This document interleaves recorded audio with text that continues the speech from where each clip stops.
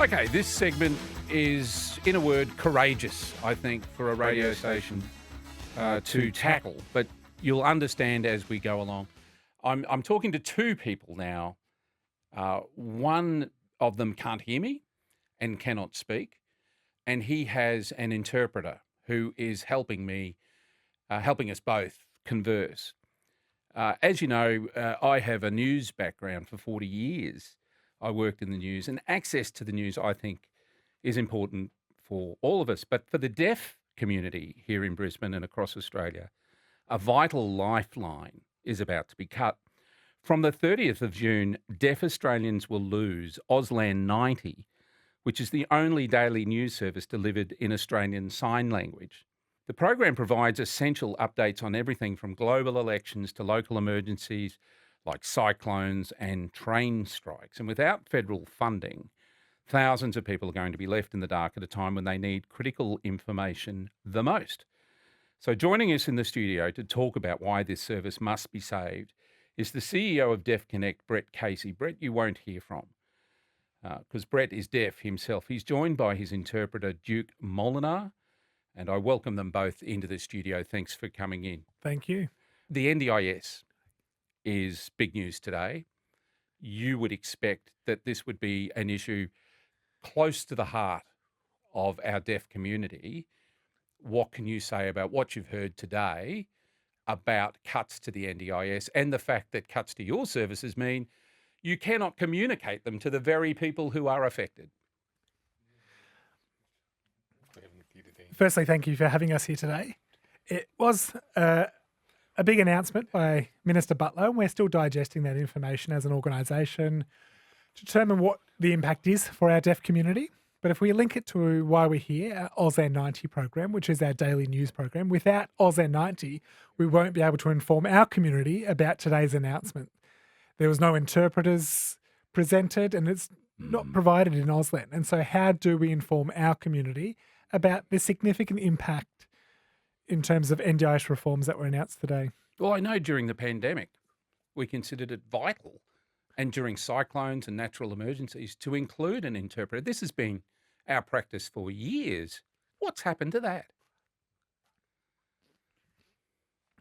Who knows? A good question for the government.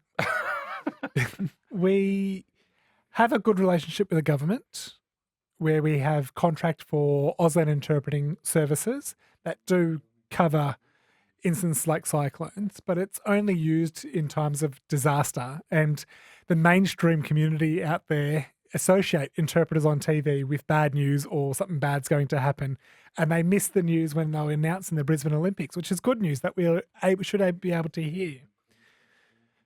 It was a daily occurrence, especially during COVID.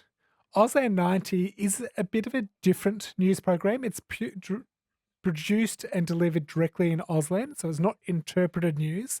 It's tailored for our deaf community in Australia. And we have 30,000 daily users of Auslan. And over the last 18 months, 300,000 views on our Auslan 90 program. It provides amazing value. We're asking for $3 million of investment. And the amount of social value derived out of that is enormous. How do you access it? Is it an online thing? Where do you see it? So it's posted on our social media accounts, across Facebook, Instagram and YouTube. And every day at 1 o'clock, the same time every day, it's posted for our community to digest the news of that day. We receive the content from our content partner, and the producers work in producing that into Auslan. 3 million, did you say, is all you need?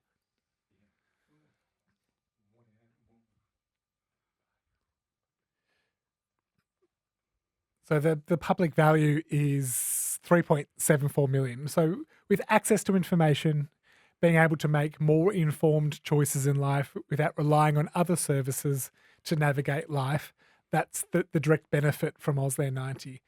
And so it does increase the capacity, increases understanding. If I can share an example. So the war in Iran, many deaf people didn't associate expensive fuel with the war in Iran until they watched our Auslan 90 program and were able to digest that international event and how it is impacting domestically in terms of the fuel crisis. So it means our community is more informed and they can make decisions with that.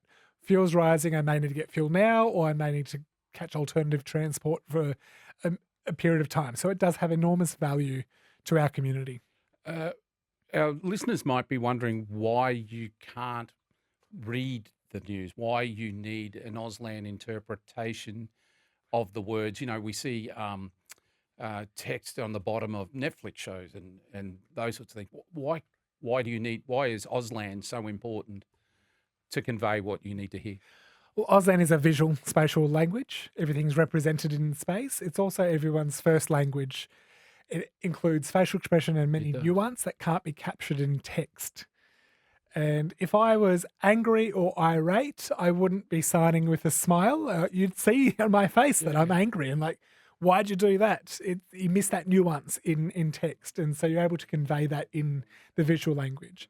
It has its own syntax, its own grammar, and it's been the language of the community for a very long time. That's true. I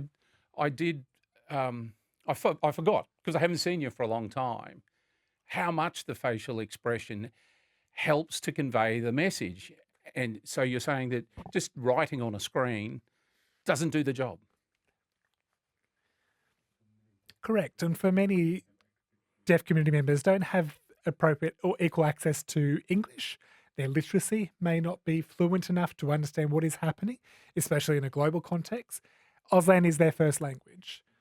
60 different languages are funded to access news currently by the federal government. And so why is Auslan excluded from that list? And that is my first question to government.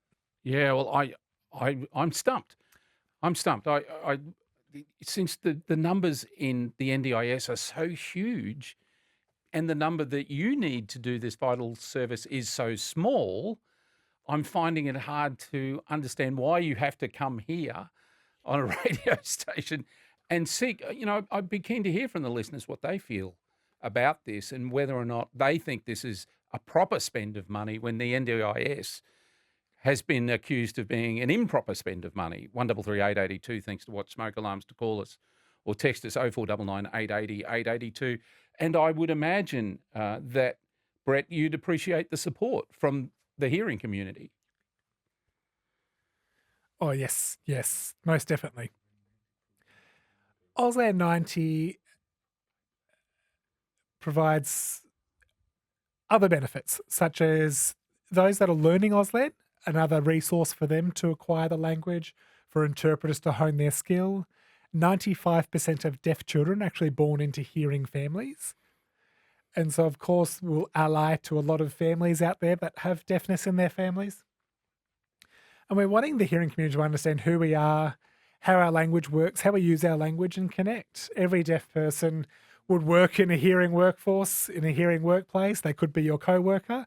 And so it would be great for you to connect with your peers. How can our community help you?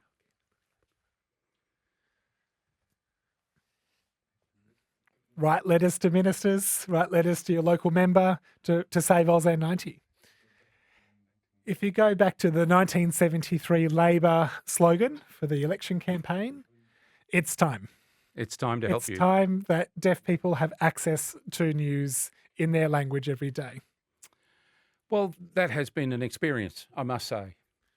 What's the sign for thank you? Off your chin. Just, palm off your chin. Thank you. Okay, I get that right? Yes, you did.